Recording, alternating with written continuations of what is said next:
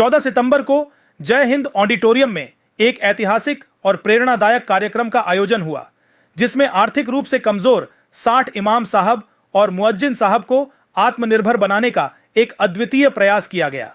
इस आयोजन का उद्देश्य था कि ये सम्माननीय लोग मस्जिद के बाहर अपना खुद का व्यवसाय शुरू कर सकें, ताकि वे अपने खर्चों का बोझ खुद उठा सकें और किसी पर निर्भर न रहें।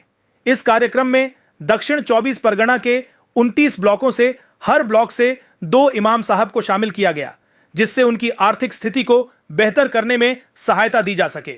इस महत्वपूर्ण आयोजन को ऑल बंगाल इमाम मोहज़म एसोसिएशन एंड चैरिटेबल ट्रस्ट के साथ मुस्तफीज हाशमी द्वारा आयोजित किया गया था। कार्यक्रम का उद्देश्य सिर्फ आर्थिक मदद तक सीमित नहीं था, बल्कि यह एक दीर्घकालिक समाधान प्रस्तुत करने की कोशिश थी, ताकि इमाम और मुअज्जिन साहब अपने दैनिक खर्चे और ज़रूरतों को खुद से पूरा कर सकें और अपने जीवन में स्थिरता ला सकें। इस पहल के तहत इन 60 इमाम और मुअज्जिन साहब को प्रशिक्षण और सहायता प्रदान की गई, ताकि वे अपने समुदाय और समाज के भीतर छोटे छोटे व्यापार शुरू कर सकें। यह कदम न केवल उनके व्यक्तिगत जीवन को सशक्त करेगा, बल्कि उन्हें अपने समुदाय में एक नई पहचान और सम्मान दिलाने में भी मददगार साबित होगा। कार्यक्रम में समाज के कई प्रभावशाली लोग भी मौजूद रहे, जिन्होंने इस पहल की भरपूर सराहना की। यह माना जा रहा है कि इस तरह की पहल से न केवल धार्मिक नेताओं को फायदा होगा, बल्कि पूरे समाज को भी इसका सकारात्मक असर देखने को मिलेगा। मुस्तफीज हाशमी और अल बंगाल इमाम मोहज़्ज़म एसोसिएशन की इस कोशिश ने यह साबित किया है कि अगर सही दिशा में प्रयास किए जाएं, तो आर्थिक रूप से कमजोर तबकों को भी आत्मनिर्भर बनाया जा सकता है। यह पहल सिर्फ आर्थिक मदद नहीं, बल्कि एक बड़ा सामाजिक बदलाव लाने की दिशा में उठाया गया कदम है। इसके तहत इमाम और मुअज्जिन साहब को न सिर्फ आत्मनिर्भर बनने का मौका मिलेगा, बल्कि उन्हें व्यावसायिक ज्ञान भी प्रदान किया गया, ताकि वे अपने व्यवसाय को सफलतापूर्वक संचालित कर सकें। जय हिंद ऑडिटोरियम में आयोजित इस कार्यक्रम ने यह साबित कर दिया कि जब समाज का हर वर्ग मिलकर काम करता है, तो बदलाव निश्चित होता है। इस आयोजन का उद्देश्य सिर्फ आज के लिए मदद करना नहीं था, बल्कि इन 60 इमाम और मुअज्जिन साहब के भविष्य को सुनहरा बनाना था, ताकि वे अपने परिवार और समुदाय के लिए एक मजबूत स्तंभ बन सकें। मुस्तफीज हाशमी और उनकी टीम ने यह सुनिश्चित किया कि यह पहल आने वाले वर्षों में और भी इमाम और मुअज्जिन साहब के जीवन को बदल सके। देखिए, आपको एक चीज समझना होगा, कहीं ना कहीं हमें सच को फेस करके जो प्रॉब्लम होती है उसका सोल्यूशन निकालने की कोशिश करनी चाहिए। आप देखते होंगे कि बहुत सारे ऐसे जो ग्राम एरिया है, जो रूरल एरिया है, जहाँ पे वहाँ आज के डेट पे भी मस्जिद कमेटी उतनी स्ट्रांग नहीं होती है। तो मस्जिद कमेटी अगर स्ट्रांग नहीं है, तो ऑब्वियसली बात है उनको उतनी सैलरी नहीं मिलती होगी। तो आपको ये चीज़ समझना पड़ेगा, बहुत सारे ऐसे रूरल एरिया में मुअज्जिन साहब, इमाम साहब को 6,000 8,000 भी सैलरी मिलती है। और आप एक चीज़ सोचिए कि आज के डेट पे एक मिनिमम फैमिली में कम से कम 5 से 6 लोग तो होते ही होते हैं, ठीक है। अब 5 लोगों के फैमिली को रन करने के लिए क्या 6,000 8,000 रुपये का वो इनफ नहीं होता। तो कहीं ना कहीं जब उनकी तबीयत खराब होती है, दवा उनको वही प्राइस में मिलती है, राशन उनको वही प्राइस में, उनके लिए कुछ भी अलग से स्पेशल डिस्काउंट नहीं है। तो कहीं ना कहीं उनकी भी तकलीफ को समझने की ज़रूरत है। अब चूंकि वो आलिम कुरान है, तो वो अपनी प्रॉब्लम इस तरह से पब्लिक को नहीं बोल सकते कि उनकी फाइनेंशियल इस तरह प्रॉब्लम। तो उनके उसके इज्जत का, उनको एहतराम को रखते हुए हमने एक कोशिश करा कि उनका भी किसी तरीके से छोटा सा कारोबार और इस तरीके से कारोबार किया जाए, ताकि उनकी दीनी जो काम है उनका, उसमें भी कोई डिस्टर्बेंस नहीं हो और मस्जिद के बाहर ही कोई ऐसा ज़्यादा वक्त न दिए, छोटा सा कारोबार वो कर सके। तो इसके लिए हमने ऐसी चीज़ें चुनी, जैसे तस्बीह हुआ, अतर हुआ, रुमाल हुआ, हाजी रुमाल हुआ, मोबाइल एसेसरीज हुआ, मेसवाक हुआ, सुरमा हुआ, टोपी हुआ, इस तरह की चीज़ें, जो लुंगी हुआ, जो मस्जिद के बाहर वो छोटा सा दुकान लगा के कारोबार कर सकते हैं, और हमारे रसूल भी करते थे। तो इस तरीके से इंशाल्लाह हमने अच्छी नीयत से आज कोशिश किया। आज इंशाल्लाह अल्लाह ने हमें तौफीक दी, तो हमारे एसोसिएशन हमने सबने मिलकर 60 लोगों का किया। लेकिन हमारा इरादा ऐसा है कि साउथ 24 परगना में जो इमाम साहब जिनकी फाइनेंशियली थोड़ी कमजोरी है, इंशाल्लाह वो इस तरह के कारोबार करने में इंटरेस्टेड होंगे। हमने एक बार में तो पॉसिबल नहीं है, पर 2 बार में 3 बार में करके इंशाल्लाह उनका भी कारोबार स्टार्ट करने का। ये आपका कंसेप्ट है, कैसे आया और उन लोगों को क्या वार्ता देना चाह रहे हैं जो आपके जैसे आपसे काबिल हैं, जो जी देखिए भाई बिजनेसमैन है, वो में कोऑपरेट करे, ऐसा वो लोग भी स्टेप उठाए। मैं आपको एक सिंपल सी चीज बताता हूँ भाई, मैंने अभी जस्ट कहा कि मिट्टी का आदमी हूँ, मिट्टी में रहता और एक दिन मिट्टी में मिल जाऊंगा, ठीक है। तो मुझे पता है इस चीज को बहुत अच्छे तरीके से कि जो इस चीज की दुनिया में है वो यहीं रहने वाला है, खाली हाथ आया और खाली हाथ जाऊंगा। अब मैं क्या करता हूँ, बाकी क्या करते हैं नहीं करते वो तो मुझे नहीं पता। और बात सिर्फ इमाम एसोसिएशन की नहीं है, मैं बहुत सारे एसोसिएशन से जुड़ा हुआ हूँ। तो तकलीफ सबका बराबर होता है, चाहे वो एक इमाम साहब का हो, एक पुरोहित जी का हो, एक फादर का हो, एक रिक्शा चलाने वाले का हो, या एक दिन भर में नौकरी करने वाला का हो। तकलीफ सबकी होती है, दर्द सबका सेम होता है। और कहीं ना कहीं मैंने इन सब चीज़ों को अपने टीन एज के एज में मैंने बहुत करीब से देखा है।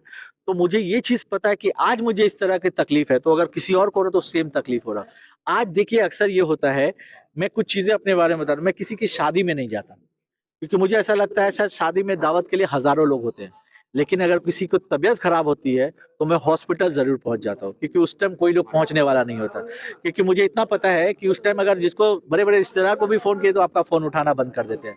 और कहीं ना कहीं उस टाइम इंसान को सबसे ज्यादा जरूरत होती है। मैं तो बार बार कहता हूँ कि शादी में देना, गिफ्ट देना बंद कर देना चाहिए जो देते हैं, क्योंकि उनके पास ऑलरेडी है। आप उनको गिफ्ट नहीं भी दीजिएगा तो चलेगा, लेकिन अगर कोई इंसान हॉस्पिटल में एडमिट हो जाए तो आप उनको दीजिए, क्योंकि इलाज में पैसों की जरूरत पड़ती है, किसी का तकलीफ कम होगा। तो कहीं ना कहीं इंसान को सोच बदलने की जरूरत है। मैं बार बार कहता हूँ भाईजान कि इंसान अगर इंसान की तकलीफ को नहीं समझेगा तो कौन समझेगा। और कहीं ना कहीं इंसानियत इंसान के ऊपर डिपेंड करता है, तो हमें इंसानियत को जिंदा रखना है तो अपने आप को इंसान बनाना पड़ेगा। जैसा कि देखा जा रहा है ऑल बंगाल इमाम मुअज्जिन एसोसिएशन में, हाँ, काफी सारे, लगभग कितने मेंबर्स अब तक जुड़े हैं ऑल बंगाल इमाम मुअज्जिन एसोसिएशन? देखिए इसके बारे में निजाम भाई बताए। टोटल हमारे ऐसे तो देखा जाए तो पूरे बंगाल में हमारा एसोसिएशन है, मेंबर्स है और काफ़ी अच्छा काम भी कर रहे हैं। बट हम लोग सिर्फ एज अ ऑर्गेनाइजेशन नहीं है। देखिए सबसे पहली बात है कि आप देखते होंगे, आप अगर आप पूरा इंडिया का हालत देखें तो हमारे जितने भी प्रोग्राम होते हैं इमाम एसोसिएशन का, उस प्रोग्राम में आपको कम्युनल हार्मनी का एक एग्जांपल मिलेगा। हर प्रोग्राम में एक पुरोहित जी भी रहते हैं, फादर भी रहते हैं, सिख कम्युनिटी की भी रहते हैं। तो ऐसा नहीं कि सिर्फ हम अपनी कहते हैं ना मुस्लिम को, हम कम्युनल, हमें सोसाइटी में पीस चाहिए। और ये एसोसिएशन बंगाल की खूबसूरती में, बंगाल के पीस में एक बहुत बड़ा रोल अहम करता है। दूसरी चीज़, हमारा जो एसोसिएशन है वो सिर्फ कहते हैं ना कि फोटो खिंचाने के लिए है या एक जैसा ताकत दिखाने के लिए नहीं है। ये एसोसिएशन है आवाम के लिए, इमाम साहब, मौजिन साहब के लिए कुछ बेहतर काम करने के लिए। और पिछले माशाल्लाह 1.5-2 साल में हमने बहुत सारे मौजिन इमाम साहब का ऑपरेशन कराने में हमें कामयाबी मिली, जिनको फाइनेंशियली दिक्कत थी। बहुत सारे बच्चों का, जो टैलेंटेड बच्चे हैं इमाम साहब, मौजिन साहब के बच्चे, उनको हमने बहुत सारे अलग अलग जैसे कहते हैं एजुकेशनल जो ट्रस्ट चलते हैं उनके साथ मिलकर उनको एडमिशन कराया है। और इंशाल्लाह आने वाले टाइम में हमारी और भी बहुत अच्छी अच्छी कोशिश, जैसे आज हमने एसोसिएशन ने एक कोशिश की कि 60 लोगों का छोटा मोटा कारोबार कराए, तो आने वाले टाइम में इंशाल्लाह आपको बहुत अच्छे अच्छे एग्जाम्पल मिलेंगे सोसाइटी को चेंज करने के लिए। ऐसा एग्जाम्पल नहीं मिलेगा कि रोड पे प्रोटेस्ट कर रहे हैं, ये सब चीजें नहीं। हम जुड़े हैं एक साथ एज अ फैमिली के तौर पे, और फैमिली में क्या होता है, किसी एक को तकलीफ हुई तो सारे फैमिली एक साथ खड़े हो जाते हैं। तो हमारा मिशन ही है कि हम एक परिवार है, और जो जो इस परिवार का कमजोर लोग होगा उसको सारे लोग मिलकर उसको उस पर बराबर लाएंगे। क्योंकि हमारा इस्लाम पूरी दुनिया में फैला इसी तरह के इक्वालिटी से। जब नमाज पढ़ने जाए तो सब बराबर, डिफरेंस नहीं होता उसमें। तो ठीक है, चलिए किसी के पास माली हालत कमजोर है, पर इसका मतलब ये नहीं कि वो थोड़ा कमजोर हो गया तो अलग होगा, वो सब हमारे साथ। और मैं बार बार कहता हूँ कि हमारा जो मोटिव है, हम किसी को देख के खुद को बड़ा और किसी और को छोटा नहीं बनाना चाहते। हमारा मोटिव ये है कि हम उनको सपोर्ट करके अपने साथ खड़ा रहना चाहते हैं। इसीलिए आप देखते होंगे बार बार लोग मुझे कहते हैं कि आप स्टेज पे जाइए, उधर खड़े रहिए, और मैं सोचता हूँ कि प्रॉब्लम भी स्टेज के नीचे है और सोल्यूशन भी स्टेज के नीचे है। और मेरी कोशिश ही यही है कि मैं उस प्रॉब्लम को देखूँ, उसको फील करूँ और उसका कोई सोल्यूशन निकाल सकूँ। निजाम साहब क्या कहेंगे, काफी खूबसूरत प्रोग्राम देखने को मिला आज। জি আজকে অল বেঙ্গল ইমাম মুয়াজ্জিন অ্যাসোসিয়েশন অ্যান্ড চ্যারিটেবল ট্রাস্ট দক্ষিণ 24 পরগনা জেলা কমিটির আয়োজিত এখানে আপনারা দেখলেন পিস অ্যান্ড হারমোনি, শান্তি ও সম্প্রীতি সভা। এই সভায় জেলার বিভিন্ন ব্লক থেকে প্রতিনিধি প্রায় 1000-এর কাছাকাছি ইমাম তারা অংশগ্রহণ করেছিলেন। আমন্ত্রিত অতিথি মহারাজরা, ফাদাররা, বিভিন্ন ধর্মীয় গুরুরা ছিলেন এখানে। জেলা ইমামরা, আমাদের রাজ্য কমিটির চেয়ারম্যান, ভাইস চেয়ারম্যান সবাই ছিলেন। আমাদের এখানে মূলত আলোচনা হলো শান্তি সম্প্রীতির বিষয় নিয়ে। সাথে সাথে ইমাম মুয়াজ্জিনরা যে তাদের যে সমস্যাগুলো, তার মধ্যে ওদের একটা ফিনান্সিয়ালি ওদের প্রবলেম, যে সমাজের সব থেকে ভালো কাজ করে কিন্তু সব থেকে কম মাইনে পায় তারা। তো তাদের জিন্দগিটা একটু ভালো হওয়া দরকার আছে। তো তাদের পাশে আজকে দক্ষিণ চব্বিশ পরগনা সারা বাংলাদেশকে নজির করলো যে তাদেরকে স্বনির্ভর করার জন্য, মাথাপিছু আয় বাড়ানোর জন্য তাদেরকে ব্যবসার জন্য একটা কিট দেওয়া হলো, কিছু জিনিসপত্র মসজিদে তারা রেখে মুসল্লিরা কিনবে, সেখান থেকে ইমাম সাহেবের লাভ হবে, সেটা বিক্রি করে আবার কিনবে, আবার বিক্রি করবে। এই করতে করতে তারা একটা বড় তাজির বা ব্যবসায়ী হবে। নবীজি ব্যবসাকে সুন্নাত বলেছেন। এইটা আমাদের সংগঠন এখান থেকে চালু হলো সারা বাংলায়, ইনশাল্লাহ আমরা এটাকে ছড়াবো। মুস্তাফিজ ভাই দুটা কথা বলবেন, একটা এডুকেশনের উপরে আর একটা বিজনেসের উপরে। বিজনেসের জন্য তো ইনিশিয়েটিভ নিয়েছে, এডুকেশনের উপরে কি করবেন আপনারা? এডুকেশনের পর দেখুন, মুস্তাফিজ ভাই খুব দামি কথা বলেছেন। আমরা আমাদের অ্যাসোসিয়েশন থেকে ইমাম মুয়াজ্জিনদের ছেলে মেয়েদের এডুকেশনের জন্য আলামিন মিশন সহ এম কেটার আন্ডারে যত মিশন আছে, যত গভর্নমেন্ট স্কুল আছে, যেখানেই তারা অ্যাডমিশন হতে চায় আমাদেরকে জানালেই সেইভাবে তাদেরকে ফিনান্সিয়ালি গভর্নমেন্ট সাপোর্ট, স্কলারশিপের সাপোর্ট, কোথাও ফিজ কমানো, কোথাও তাদেরকে সুপারিশ করা, লেটার করা, সবকিছু আমরা এরকম তাদের হেল্প করে থাকি। কিন্তু আমরা দেখি এখনো যে আমাদের মুসলিমে অনেকজন এমনি আছে যে নিজের ছেলে যখন ছেলে হয় তা ওদেরকে ইংলিশ মিডিয়ামে পড়াচ্ছে, মাদ্রাসা ইসলামী তালিম থেকে অনেক দূরে রেখেছে। দেখুন, ওনাদের জন্য কি বলবেন? এইটা ওনাদের একটা সোচ গলতি তাদের। যে দেখুন, মানে সে যত বড়ই দুনিয়াবি লাইনে থাক, তার মধ্যে হালকা দিন থাকতে হবে। তো সেজন্য সে ইসলাম কিন্তু মডার্ন এডুকেশনের কোনো বাধা নেই, সে যা হতে ডক্টর মাস্টার ইঞ্জিনিয়ার সব হোক, কিন্তু একটু দিনই তালিমটাও তার সঙ্গে জরুরি, এটা তাদের একটু উচিত হবে। মোরাল এডুকেশনটা খুব জরুরি। এবার অল বেঙ্গল ইমাম মুয়াজ্জিন অ্যাসোসিয়েশনের মিশনটা কি? মিশন হচ্ছে ইমাম মুয়াজ্জিনদের সার্বিক কল্যাণ, তাদের জিন্দেগিতে দুনিয়াতে যেন ভালো হয়, তারা সামাজিক কাজ করতে পারে, সাথে সাথে আমাদের স্টেট, আমাদের কান্ট্রির জন্য পিস হারমোনিটা বজায় রাখা, সাম্প্রদায়িক সম্প্রীতি সমাজে এবং হচ্ছে ফালাহি বা এই সমস্ত সেবামূলক কাজ করা, মানুষের পাশে দাঁড়ানো, গরিব মানুষের পাশে দাঁড়ানো। কেউ যদি যুক্ত হতে চায় তাহলে কি করে? মেম্বারশিপ সিস্টেম আছে, আমাদের ফর্ম ভরলেই যুক্ত হতে পারবে। আমাদের প্রেসিডেন্ট। কি বলবেন এত সুন্দর প্রোগ্রাম? আমার সর্বপ্রথম কথা হলো, অল বেঙ্গল ইমাম মুয়াজ্জিন অ্যাসোসিয়েশন অ্যান্ড চ্যারিটেবল ট্রাস্ট, এটা আপনি জানেন যে সারা পশ্চিমবঙ্গের 310টার অধিক ব্লকে আমাদের মজবুত সংগঠন আছে। আমরা সর্বপ্রথম দক্ষিণ চব্বিশ পরগনা আমাদের 29টা ব্লক আছে। আপনারা দেখতে পেলেন প্রত্যেকটা ব্লক থেকে আমাদের সংগঠনের সমস্ত সদস্যরা এসেছেন। বিশেষ করে এমন একটা দুর্যোগ অবস্থার মাঝখান থেকে, যেখানে সকাল থেকে একটানা বৃষ্টি হচ্ছে, তার মাঝখানেও পুরো ভরপুর আপনারা দেখলেন। তো কত বড় আন্তরিকতা! আমরা আমাদের এই এর সঙ্গে কর্মী সম্মেলনও আমাদের আছে। এনারা সব বললেন শান্তির উপরে, সম্প্রীতির উপরে। ভারতবর্ষ একটা সেকুলার স্টেট, এটা আর তার মধ্যে বাংলা হলো একটা সম্প্রীতির পীঠস্থান। আমরা কিন্তু শুধু ইমামরা এই কাজ করে না, ইমামরা একটা নেতা। ইমামরা সবসময় চায় যে এখানে সাম্প্রদায়িক সম্প্রীতি বজায় রাখার জন্য যখন যেখানে প্রয়োজন হয়েছে, আমাদের প্রশাসনরা প্রত্যেকটা থানা থেকে আমাদের লোক রয়েছে, আমাদের কাছে ফোন করার সঙ্গে সঙ্গে যখন চায়, আমরা আমাদের ইমামরা সেখানে গিয়ে ঝাঁপিয়ে পড়ে যাতে একটা সম্প্রীতি বজায় থাকে তার কাজও করে চলেছি। একটু আগে আপনি একটা প্রশ্ন করছিলেন যে আমাদের ছেলেদের সর্বপ্রথম নিয়ে কেজি স্কুলে দেয়, এটা যায় ওটা দেয়, তাহলে এরা কিভাবে ধর্মীয় শিক্ষাটা কিভাবে পাবে? আমরা এইটা চিন্তা ভাবনা করে এখন এই দক্ষিণ 24 পরগনা আমাদের ইমাম সংগঠনের নেতৃত্বে অন্য একটা আমরা, যাতে করে সে তার ধর্মীয় শিক্ষাও পায়। তা কিভাবে পাবে?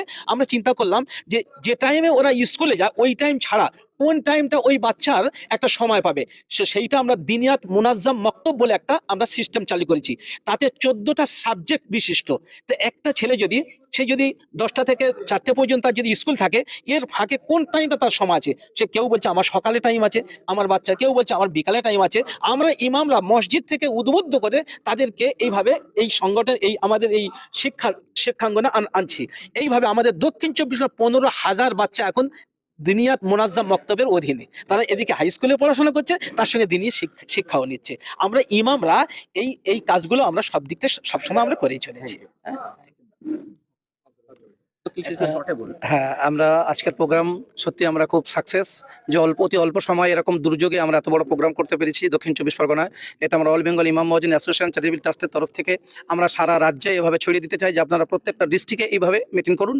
আর আমি আরও একটা বার্তা দিতে চাই, আমরা যে 5টা বিষয়ে কাজ করছি, প্লাস্টিক বর্জন এবং বাল্যবিবাহ প্রতিরোধ, আমরা এই প্রোগ্রামগুলো প্রত্যেকটা মসজিদে চালাচ্ছি এবং শিক্ষার উপরে, স্বাস্থ্যের উপরে সচেতন করছি। আমরা বিভিন্ন স্বাস্থ্যের উপরে, যেমন ডেঙ্গু হচ্ছে, বৃক্ষরোপণ, এরকম বিভিন্ন সামাজিক কাজ, দেশের কাজ আমরা করছি। আমরা আমাদের প্রত্যেকটা জেলার ইমামকে বলবো, এখনো যারা আমাদের এই সংগঠনের মধ্যে সদস্য হননি, তারা প্রত্যেকেই আমাদের ফর্ম ফিল আপ করে সদস্য হয়ে আমাদের সংগঠনকে ঐক্যবদ্ধ করে, মজবুত করে আমরা বিভিন্নভাবে দাবি আদায় করে সমাজের কাজ করতে চাই। Thank you.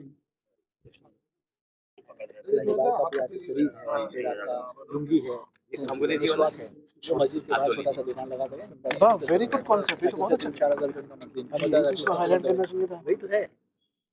रोल सफदर भाई, आज ऑल बंगाल इमाम मुअज्जिन के जानिब से एक खूबसूरत मंच देखने को मिला और साथ ही बैनर में शांति का पैगाम है, क्या कहेंगे? बहुत अच्छा, माशाल्लाह, इसको हम लोग मुबारकबाद देते हैं। और इससे भी बहुत अच्छा जो चीज़ हुआ आज कि 60 इमाम साहब को, हर ब्लॉक से 2-2 इमाम साहब को एक मिनिमम जैसे कि जनमाज, तस्बीह, मिसवाक और अतर दिया गया, ताकि वो लोग मस्जिद के सामने उसको एक बाकायदा दुकान हिसाब से वो लोग उस चीज़ को तिजारत कर सके। तिजारत जो है वो हुज़ूर सल्लल्लाहु अलैहि वसल्लम का सुन्नत है। और ये चीज़ जो इमाम एसोसिएशन, खासतौर से हम मुस्तफ़िज़ भाई का बहुत शुक्रिया अदा करते हैं कि उन लोग ने इस चीज़ का पहल किया। ये तो एक मॉडल है पूरा बंगाल में फॉलो करने के लिए कि इमाम साहब को एक मतलब कितना उनको डेवलपमेंट में, इकोनॉमिक डेवलपमेंट में भी कितना सहायता किया जा रहा है। और एक बेहतरीन तरीके से मतलब वो जैसा इमाम भी है वैसा तिजारत भी करते हैं। तो हर पैगंबर का सुन्नत था।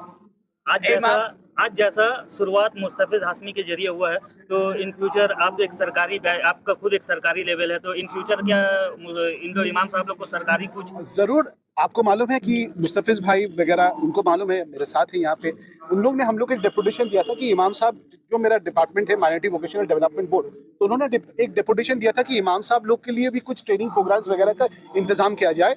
ये खुशखबरी मैं आपको देता हूँ, जिसका हम ऑफिशियल अनाउंसमेंट नहीं करते, वो हमारे ऑफिस से इसका ऑफिशियल अनाउंसमेंट होगा, गवर्नमेंट की तरफ से होगा। लेकिन इमाम साहबों के लिए ट्रेनिंग प्रोग्राम्स का अप्रूवल हो चुका है और बहुत जल्दी इसका ऑफिशियल अनाउंसमेंट भी होगा, जिसके लिए हम शुक्रिया अदा इमाम एसोसिएशंस वगैरह को करते हैं, क्योंकि उन लोग अगर ये डेपुटेशन नहीं देते तो हम लोग को नहीं पता चलता।